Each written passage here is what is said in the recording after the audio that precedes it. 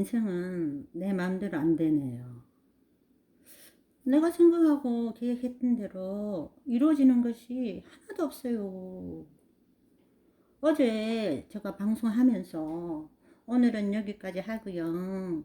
내일 방송을 이어가도록 할게요. 이렇게 했는데 내가 거짓말하는 사람 돼버린 거?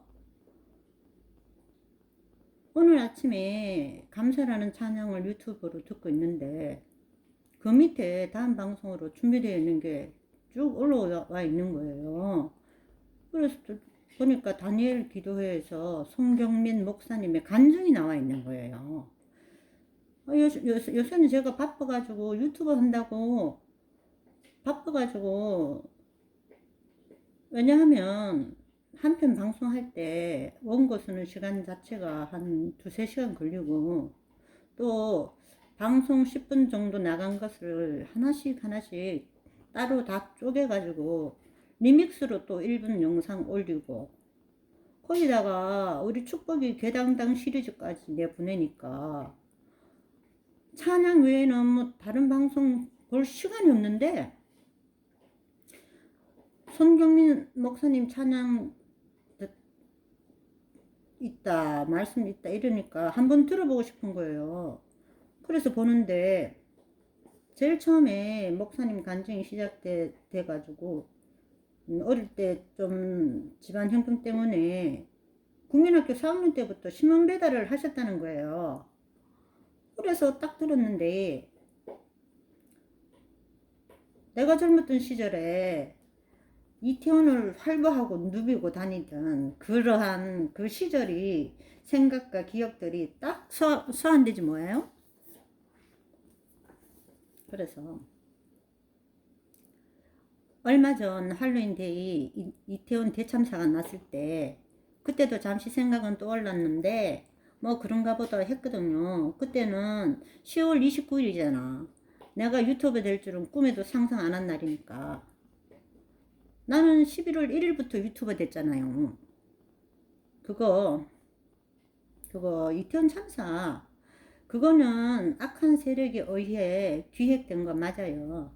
그러니까 좌파 언론 세력과 우파 법치 우선주의 세력과의 싸움이죠. 우리 그리스도인들은 정치를 바라볼 때 그냥 수박 겉핥기식으로 대강 요즘 정치는 이렇게 흘러가고 있구나, 이 정도 그냥 참조하고 감만명하면 될 듯해요. 이 사건은 이런 걸 들을 때 이 사건은 하나님이 우리에게 무엇을 말씀하시는 걸까? 이 말세의 때를 우리나라는 어떤 식으로 맞이하는 건가? 뭐 이렇게 기도하고 묵상하면 될 것 같아요. 지금 우리나라 정치계 싸움은 윤석열 대통령과 한동훈 법무장관과 vs 문재인 패거리와 언론, 경찰, 얘들의 싸움이에요. 이재명을 치는 듯한 제스처를 하고 있지만 사실은 문재인을 치려고 하는 거구나, 뭐 요 정도 생각하면서 그냥 한동훈 법무장관을 응원하고 기도하는 자세를 가지고 공의에 입각한 쪽이 승리하기를 간절히 기도하는 정도까지만, 거기에 너무 깊이 빠져들거나 개입할 필요는 굳이 없는 거고요. 김무성이, 홍준표가, 주호영이 뭐 이런 것들이 자기 정치 권력에 대한 욕심으로 좌파로 돌변했네. 저거 문재인이 똘마니가 됐네 하면서 구경만 하면 되는 거예요. 축복아 좀 가만히 있어봐. 악이 관영해져서 주님이 오실 시간이 앞당겨졌네? 또는 드디어 우리나라에서 법치주의가 다시 회복되고 있는 거 보니까 이러한 악한 때에도 우리 하나님은 이 나라를 이렇게 사랑하시네 정도? 좀 축복아. 그래가지고 80년대 초중반에 우리 딸이 3살이고 우리 아들이 2살 때 그쯤에 처음으로 예, 학원이란 걸 보냈어요. 무용학원을. 그중에 서울 용산구 주성동에 살았었는데 그때가 우리 집 제가 사는 데가 방 월세 5만원 내고 살았거든요. 그리고 이제 생활비도 또 얼마 뭐 이런 식으로 돈을 쓰는데 돈이 모자라는 거예요. 그래서 나도 뭘 좀 해서 돈 좀 벌었으면 좋겠다. 그러던 중에 벽에 광고가 하나 딱 붙어 있는 거예요. 짜잔! 뭐라고 붙어 있었냐? 동아일보 신문 배달원 모집. 장소는 이태원 시장. 시간은 2시부터 배달 끝날 때까지. 월 수입은 10만원. 그래가지고 가서 하겠다 했더니 바로 하래요.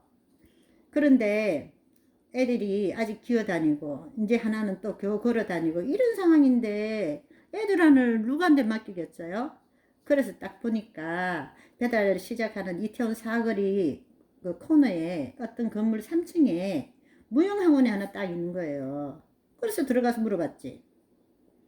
3시간 정도 매일 무용 배우면 학원비가 얼마예요? 이랬더니 지금 잘 기억은 안 나는데 뭐 3만원인가 그렇게 말한 것 같아요. 그러더니 그러면 2명 보낼 건데 했더니 5만원에 해준대. 그런데 이게 5만원이 그때 당시 돈으로 작은 돈이 아닌 것은 내가 사는 그때 방 한 칸짜리 월세가 5만원이었거든요. 그래도 5만원 내면 5만원 공돈 생기잖아요. 그래가지고 이제 배달을 시작했는데 배달하다 보니까 동아일보 안 보는 집에는 신문 보라고 들어가서 영업할 욕구가 막 치솟는 거야. 그래가지고 들어가서 동아일보 좀 구독하시면 좋으실 텐데 하면은 아, 네, 오늘부터 주세요. 막 그러는 거예요. 그래가지고 배달 2시간 정도 하면 한 10집 정도 구독 신청 받아오고 그랬는데 알고 봤더니 또 영업 수당이라는 게 있더라고요. 그래가지고 10만원 처음에는 10만원 보고 갔는데 첫 달에 월급을 20만원을 딱 주는 거예요. 그러더니 그 다음에 30만원 주고 아유 그래가지고 배달하는 집이 너무 많아져 버린 거예요. 그래서 일하는 시간이 원래 2시간인데 2시간에서 3시간이 되더니 또 4시간이 되고 자꾸 길어지는 거예요. 돈은 많이 버는데 뭐 남편 월급보다 많아지려고 그러고 있으니까. 그런데 나중에는 캄할 때까지 일을 하게 되어버린 거 뭐예요? 그래서 어느 날 소장님이 배달할 사람 하나 좀 더 구해와서 구역을 나눠서 하시면 어떻겠냐 그러시는 거예요. 그래서 그 우리 동네 그 옆에 살던 언둥이 엄마라고 있어. 그분을 싹 꼬셔가지고 이제 같이 배달 일을 또 했죠. 그랬는데 처음에는 이태원 시장 구조가 어떠냐 하면은 큰 길을 가운데 딱 두고 이쪽 저쪽 이렇게 나누어져 있거든요. 그래서 한쪽을 나눴지. 그런데 또 얼마 지나니까 이게 한 집 건너 한 가게 건너서 뭐 이런 식으로 신문을 보니까 또 캄캄할 때까지 배달이 되는 거예요. 그래서 이제 처음에는 한쪽만 맡았는데 그거를 또 쪼갠 거지. 이게 무한 반복되다 보니까 처음에는 이태원 시장 저 한 구역을 배달했는데 이거를 반으로 쪼개고 또 시간 지나가지고 또 반의 반으로 쪼개고 또 좀 있다가 또 그 반의 반으로 이렇게 자꾸 쪼개다 보니까 나중에는 배달 반경이 100m도 안 되는 거예요. 그래서 짧은 시간 일하고 돈은 많이 벌고 너무 괜찮다 하면서 막 신나게 일했는데 어느 날 임신이 덜컥 돼버린 거예요. 그래서 내가 애들 아빠한테 이거 임신된 것 같은데 이렇게 했더니 절대 절대 낳으면 안 된대. 아니 지금 애 둘이면 딱 좋은데 왜 또 애를 낳아? 막 이러면서 뭐 펄쩍펄쩍 뛰는 거예요. 그래서 그 당시 나는 주님과 좀 멀리 떠나 있는 상태, 뭐 그냥 종교인으로 뭐 선대 크리스천으로 이렇게 살 때니까 그것이 죄인 줄은 내가 꿈에도 모르고 그냥 낙태 수술을 하러 병원을 간 거예요. 그래가지고 이제 마취해서 깼는데 의사 선생님이 애를 안 떼냈대. 그래서 왜요? 이랬더니 뱃속에 혹이 있다는 거야. 그래서 큰 병원을 가보라 그러는 거예요.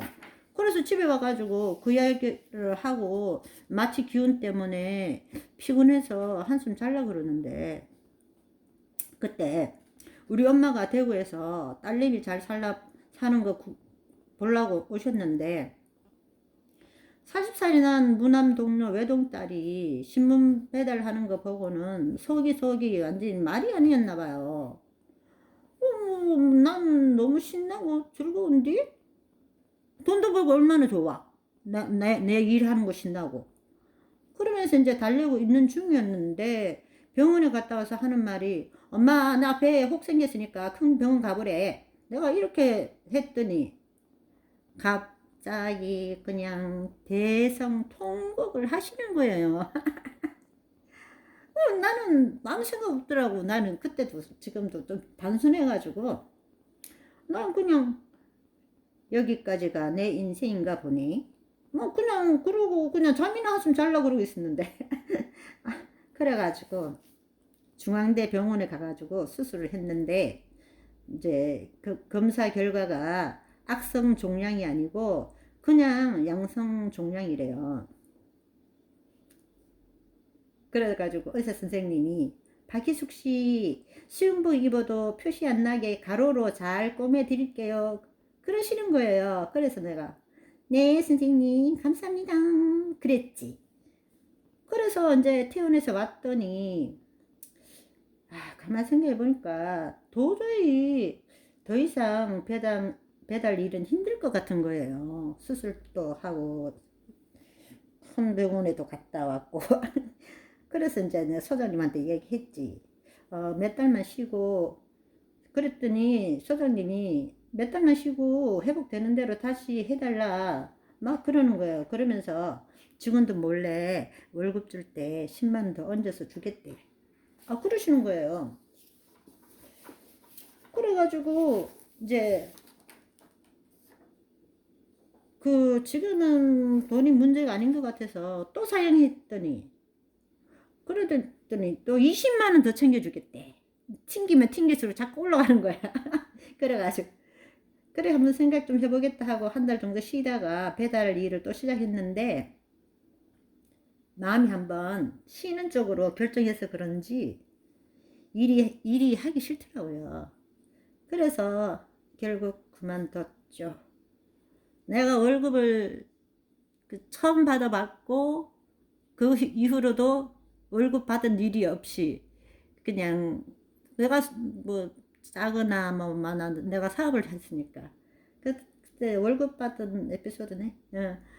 그래 이거 배달 일 할 때 진짜 뭐 에피소드가 엄청 많은데 그거는 뭐 말할 기회가 되고 시간이 되면 또 이야기해 드릴게요. 그러면 오늘은 여기까지. 오늘도 행복한 하루 보내세요. 약속.